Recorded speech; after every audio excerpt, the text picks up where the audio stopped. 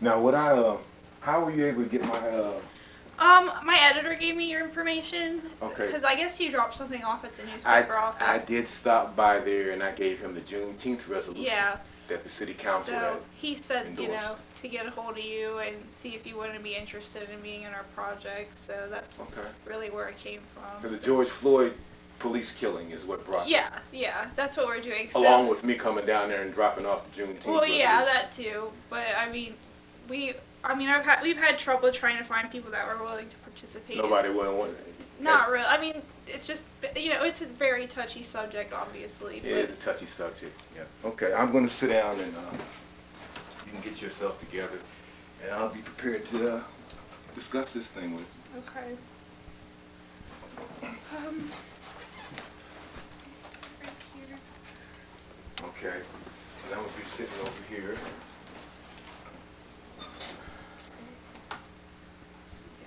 So,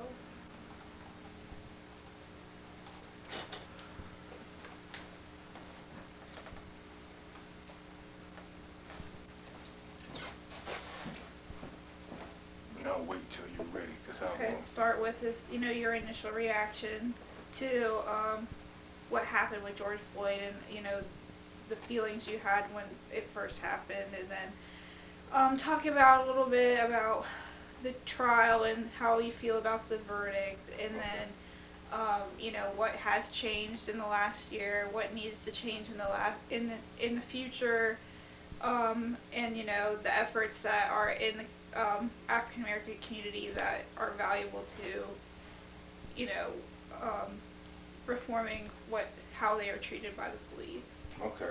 if that's all right. No, that's fine.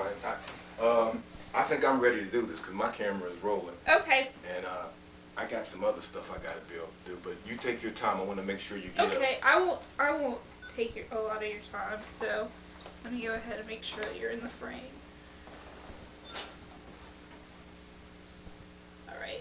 And oh yeah, and forgot to say, go ahead and say your name. Let me see. Your name, your age, your occupation, your education, and your political party, if you're comfortable sharing those things. Sure. Okay, we could begin. My name's JohnShabazz L. I'm 57 years old. The work that I do right now, I'll call it work. I am the national chairman of WV Black Unity Coalition since 2007, and since 2011 we've been doing the Upper Monongahela Juneteenth celebration. So those are my contributions. But if I was going to give myself an occupation, I would say I'm an investigator, researcher, investigator, librarian. I archive the African American experience, particularly here in West Virginia. I spoke at WVU back in 2019, and the lecture was entitled, Why Blacks Should Document and Archive Their Own History. And as we go further into this interview, we'll discuss that. Okay. Okay. And I mean, I guess. My party affiliation. My party affiliation has evolved. I'm not a Democrat or a Republican.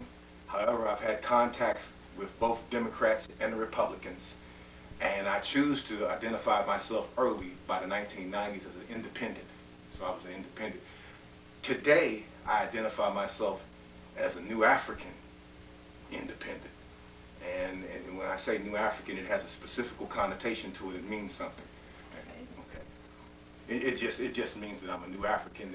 That, you had Africa, the ancient Africa, but then you had Africans that made the trip before Columbus to the United States, which was part of the omitted history that the United States has to upgrade and talk about the ancient black civilizations, okay? Because this is stuff that was omitted. And for me, it was important because I was a black child that really didn't have there was an issue with identity. And that's one of the reasons why I'm big on documenting our own story, Right. okay? So. Okay. Very cool. And I mean, I guess we'll go ahead and jump right into it. I mean, what was your initial reaction to what happened to George Floyd? Well, I have to be honest. George Floyd, the situation with George Floyd was one of many, okay? There were other people. And I'd be remiss if I didn't talk about Before George Floyd, there was Sandra Bland, who had been pulled over by a police officer, and she was an activist, and that was one of the cases, believe it or not, that, and I was slow to watch that, okay? Because I don't want to hear nobody beating up on no women, as far as I'm concerned, right? And when I did, I'm not talking about George Floyd, I'm talking about Sandra Bland, when she hollered out about and said the police officer slammed her head up against the pavement. Well, he had no right to do that. What had she done to deserve that type of, you know? So, in knowing, now getting to George Floyd, and condolences to the family. I've been watching I was slow to also watch the George Floyd. I was slow to watch that. I didn't want to see I don't want to see that. Because I got to go out here in the streets and come in contact with people. And it has an impact on you. The impact that it has on me, it makes me feel that you have to be prepared to fight, because you could be the next one. But at the age that I'm at, I'm not a younger person. I studied, and so what I did is I recognized the rules of engagement. Okay, what is the rules of engagement? If you're in a war situation, the rules of engagement is, if you don't move on me, I won't move on you.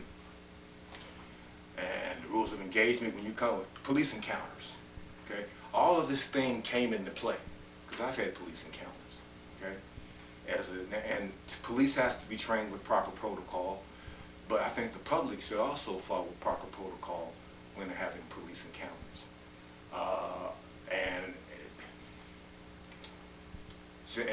See, for me, I also worked as a security guard, so I get a chance to look at it from both sides. As someone being in a position of authority and security, as well as someone being under someone else's authority. The police officer has a certain amount of jurisdiction and authority. Now, that authority could be de facto, depending upon who you are. And there's a large portion, there's evidence to say that police authority over the black community or the African American community is in fact a de facto authority. When I say de facto, authority that is accepted but is not necessarily lawful authority, because the police department and its origins, its original intent was they were slave patrols. Are you aware of that? I didn't know that, yeah. So if you have a knowledge of this history, it would make you question the authority of the police department over you, okay? But as you get older in this kind of information, you understand that if it's a de facto situation, and as a diplomat, you have to look at it, I look at it from a diplomatic position, okay?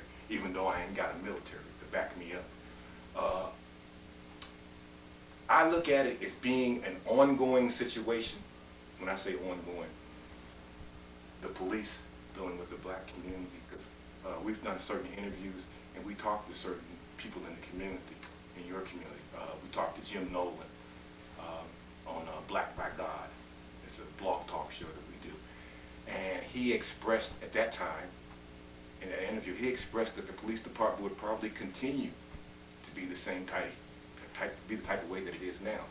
He was a former police officer. He was advising us that their history is a history where they see the black community as an enemy. Okay, many times they're, so I need to get this out and tell you just specifically. Our lessons teach us that, for the most part, the police cannot be reformed. Some people are calling for the abolishment of police. Peace officer. When I say peace, the officer is there to make sure that we have peace in our, I think peace, the whole idea of peace, people showing respect for one another. Because I don't necessarily got to love you and like you to show courtesy and respect for you, to be friendly towards you, okay? So you asked me this. When I sing the George Floyd, I thought of a bunch of stuff. I try to put it in proper perspective. Here again, we have another black person getting killed by police, this time on camera. But it's been on camera many times. It's been on camera going all the way back to Rodney King, okay, that I remember, okay? So this is enough to inflame you, okay? And you, look, when the George Floyd went off, I was organizing for the Juneteenth. Okay, we also had some difficulty because with the Juneteenth we had to cancel last year because of the COVID, so we canceled last year. But what happened was the George Floyd incident motivated young people. Young people was out in the street in large numbers, young people that I had tried to reach out to be involved with the Juneteenth. But now, one of my mentors calls me and she says, John, the young people are out in the street. It was on TV, they was laying in they shut Fairmont down, from what I understand. I wasn't there, but I heard they shut it down. And now, was this caught? See, I spoke at Mount Zion Church recently on April 29th, okay? And in that, you know, I came out in support of the protesters. Some people are not in support of the protesters. But you protest, how did this country get started? The United States. It's basically a protest country, if we look at it. And the condition of black people that we went through here, in this country, remember, you haven't paid us reparations. And you're up under colonialism. When I say colonialism, what is, it's my position that the United States and West Virginia, if it doesn't pay reparations, it's practicing an advanced form of colonialism, which has been condemned since the 60s, okay? So, you know, for us with the Juneteenth, it's a way for us to put incidents like the George Floyd and so many police killings, and it's hard to be able to put police killings in proper perspective, okay? Difficult, because when you first see that, first thing you see, that's a war situation. They murdered that man with his hand in his pocket, okay? In front of other people, there was other officers there. People came by and said, hey, get off of him. He kept going. From what I understand, I wasn't able to watch that too tough. I really have not watched all of that even until today. Okay, and this is an issue of mental health, mental emotional health, so I can be in control of myself. You know what I mean? Yeah, because I would be upset. At the age that I'm at now, I could watch that and be like, I'd be angry at that particular cop that did that, okay? But also, it brings the scope of police under a microscope. It brings policing under a microscope because of the fact that that just didn't happen with George Floyd. That happened with so many others. If it had only been one or two, maybe we could sit down and negotiate. But with so many, it said, I don't want to say what it says that we're at war, okay? It says that we're at war. And after a war situation, we understand that when there's negotiations, diplomats, they talk to one another. After that situation is cleaned up, reparations is a part of it. The Japanese got reparations. The Japanese Americans got it. I'm big on the reparations things because I think reparations begins the process of saying, hey, you guys have been wronged. You currently are persecuted, okay? George Floyd was caught on film. Imagine and if George Floyd's situation was not caught on film, he might not have even been charged, okay? I'm just going to be clear with that, right? Okay? But it was caught on film. And so you asked me about it. It's a very inflammative, you know, at first glance. But we dealt with that for a year now, and there's been other situations pop up, okay? So my position on it, I'm going to say this, and we can move to another subject, right? My position on it is that I say the rules of engagement should apply, and we got to look at this situation. If you come in contact with law enforcement, I kind of like to see myself as a diplomat, okay? Meaning that I have an exceptional status, but I need to be able to know my rights, and if I have contact with law enforcement that's hostile, really the best contact with law enforcement is no contact with law enforcement. Because inherently, by me being a black man, I see a law enforcement officer as an extension of the slave patrols. He's there to enforce white supremacy.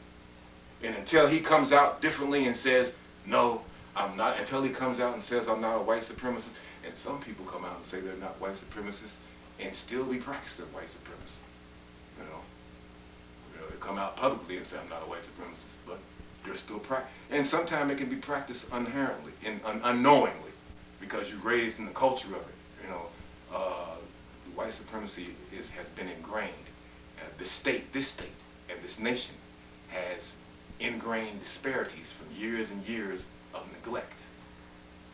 You might have some rich black people here and there, some black people that are doing it here and there, but we haven't got our fair share of the tremendous amount of wealth that the United States has.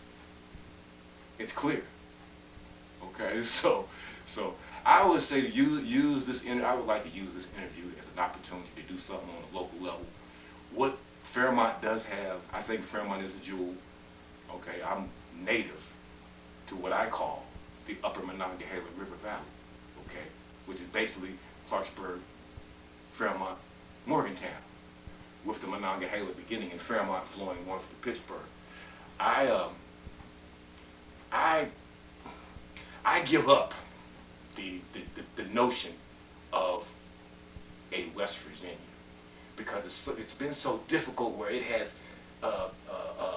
dismissed any specific attention, as far as I'm concerned, any specific and direct attention to the black population that is in the state. I'm talking about right now, before you build a football stadium, before you do this, before you do that, let's appropriate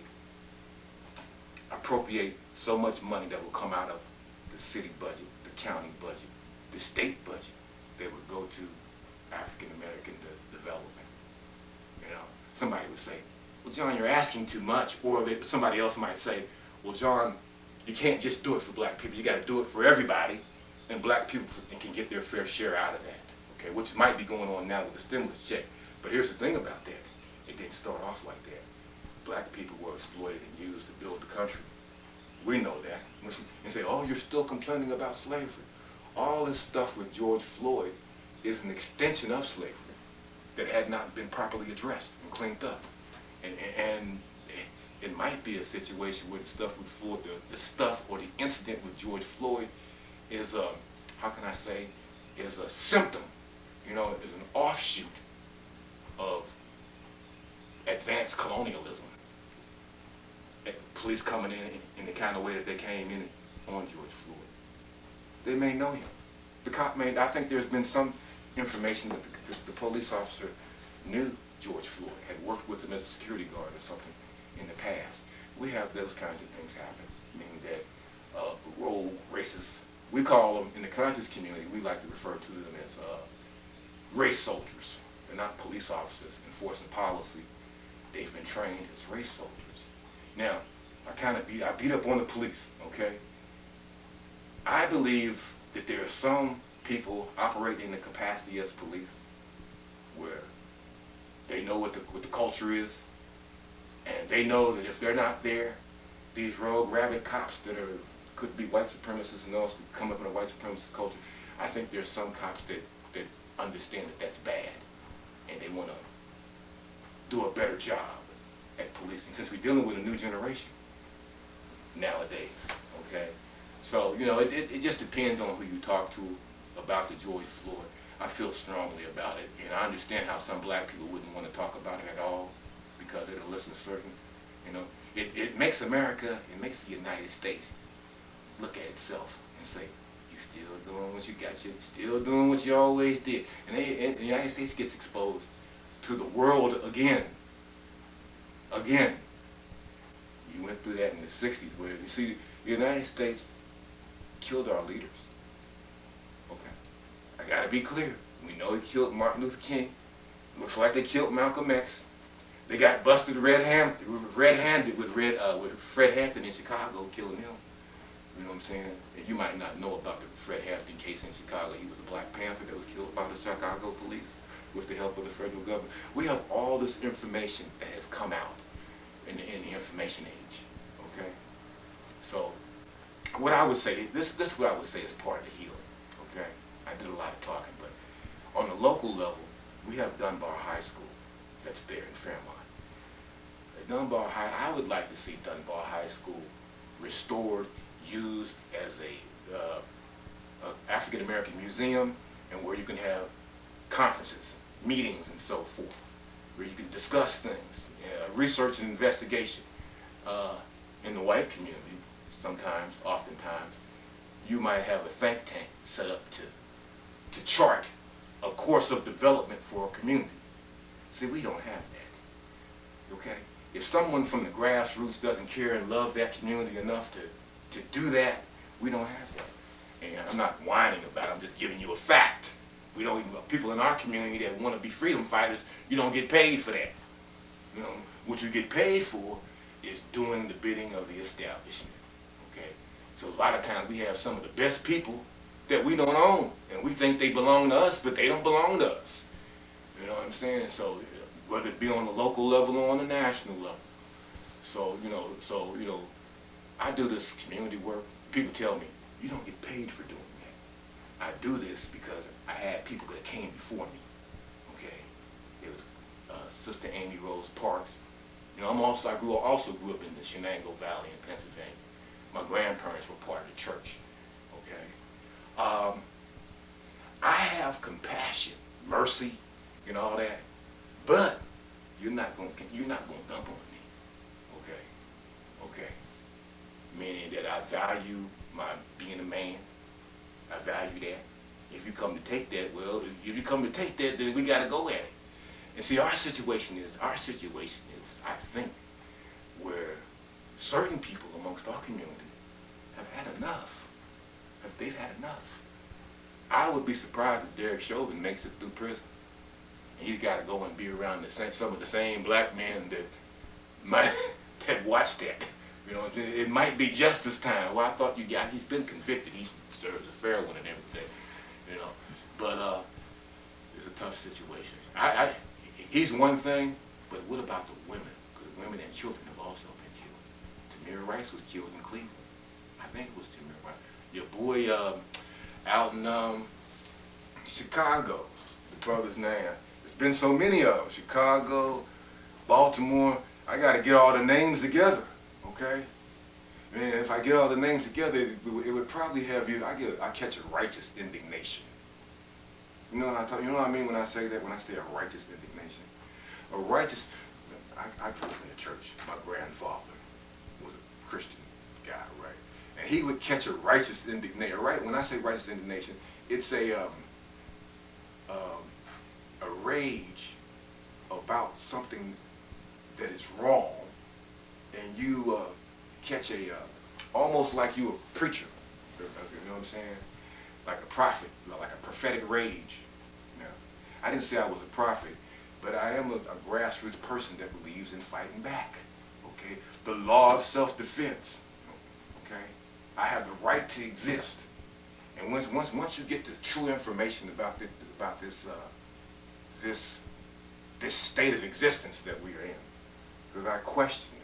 Because why? It's based upon a false narrative. Just for example, you know, I'm talking to you, I'm get up and move around a little bit, but I brought out some books, and I have my own library because I had to educate myself. When I say educate myself, there were other people that came along. But this book was important. It's called They Came Before Columbus. And I'm sharing this with you because this had an impact on me, okay? The fact that in 1311, ships from Mali, an ancient African kingdom, had been released and made it over here before Columbus got here. Well, I didn't get this information when I was in school, and there's a curriculum that the current school system puts forth that is imposed on black children that is just as bad, in my view, as the cop putting his knee on George Floyd's neck and killing him. It's just as bad in my view, and it's imposed to some extent in terms of. So when I talk about going back to Dunbar High School, it used to be a time during the so-called segregation Jim Crow period that black people were forced to build their own schools. Okay, but in educating yourself, there's a pride in that. There's a self-sufficiency in that. You know what I'm saying? And there's a respect in that too, meaning that if other communities, well, they got their own schools, you know what I mean? I think Caucasians would respect black people more so. I think if they seen that we had some of our own institutions, you know, in which we did have. We had those at one time. You know, after slavery in this state, West Virginia, they built more schools. The first one was, I believe, was in Parkersburg, and they started proliferating throughout the state. West Virginia was known as the state to come to if you wanted to get educated. And at one time, black people believed that education was the way to lift yourself up from being a slave, from being impoverished. You could have success by educating yourself. That still remains to some extent the so-called American ideal. You educate yourself, you got a shot to be able to advance. You know,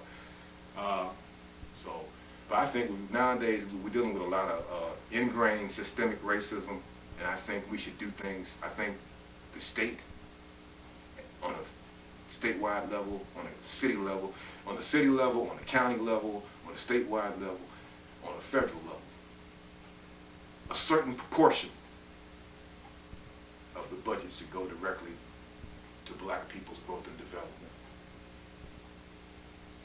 You know, we shouldn't have to get it from give it to everybody and you can get your fair share out of it. No. A certain portion of the annual budget on the city, county, state, federal level, private businesses, you know. So I've done a lot of talking, but is there anything else another question that you want to ask me? Yeah, I mean, what, you know, I know that there has been multiple people, it's, you know, hard to even keep up with it, but, I mean, what is your reaction to that verdict of, you know, do you feel like justice was served, or do you feel like there's just so much more to do that it kind of isn't even that big of a revelation? Well, he hasn't been sentenced yet, so you got a conviction, and I have to be honest.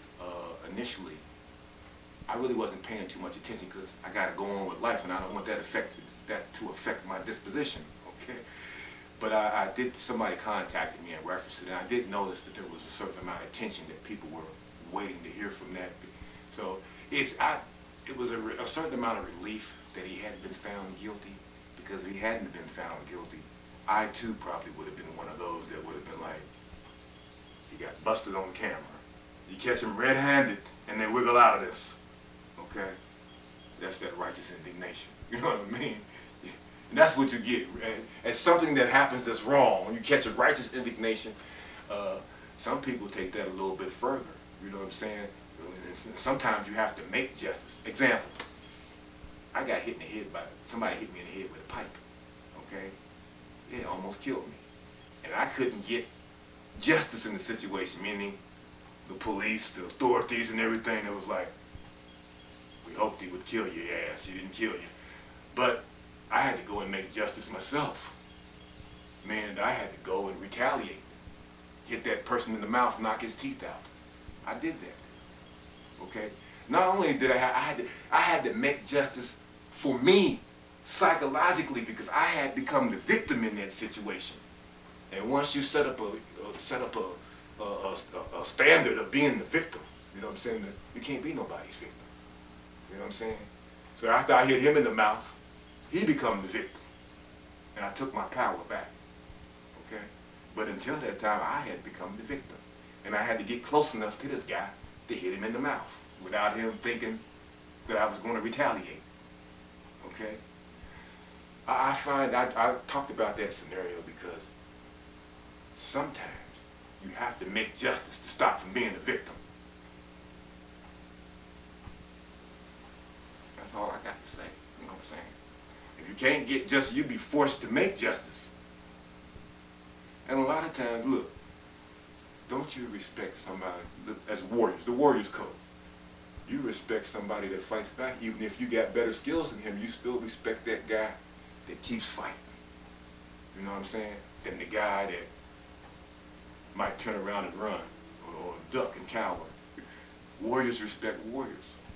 That's why I think for me, again referring to the rules of engagement, you know, my position is, you don't disrespect me, I won't disrespect you.